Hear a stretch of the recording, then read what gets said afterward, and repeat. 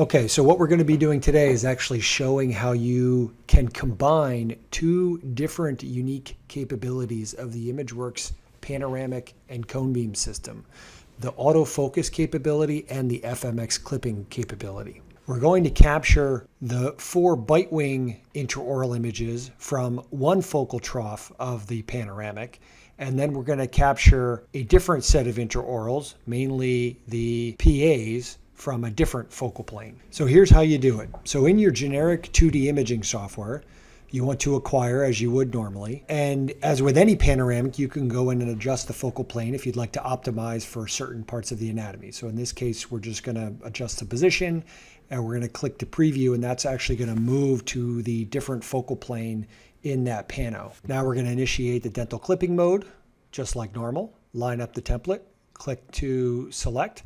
Now, instead of selecting all 18 images, we're actually going to deselect and then just select the bite wing intraorals and select to clip. With doing that, what's going to happen is the 4 bite wing images only are going to be sent into the imaging software. So in this case, just in this imaging software, which is with EvaSoft, we're going to chart them on an FMX template, and we're going to chart them in the bite wing positions.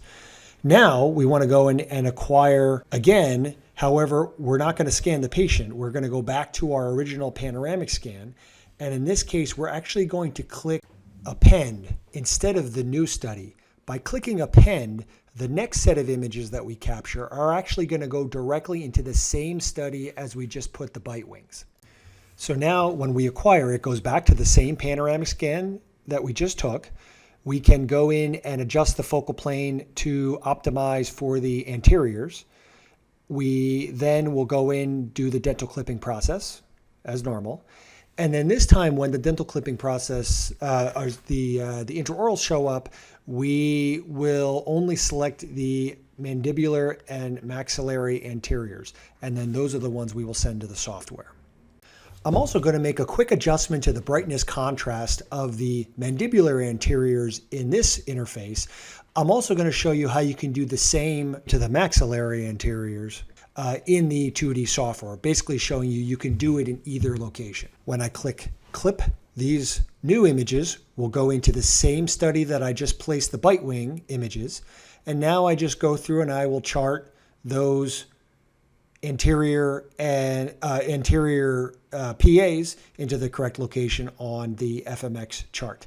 Now, as I showed you, I made an adjustment to the brightness contrast of the mandibular anteriors. I'm going to do the same thing in the imaging software, which in this case is just a different tool, and I'm going to do that to the maxillary anteriors, and basically again just showing that you can do it in either software. So there's plenty of different tools to adjust the brightness contrast based on your preferences.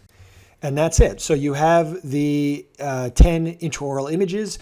You've gotten them all from a single scan, and you have dosed the patient quite a bit less than you would had you capture these intraorals in a traditional fashion. A traditional pano is going to be about 10 to 15 microsieverts. Had these been captured the traditional way, the patient would have received on the order of about 80 microsieverts. So a lot less dose and a lot less scanning time for the patient.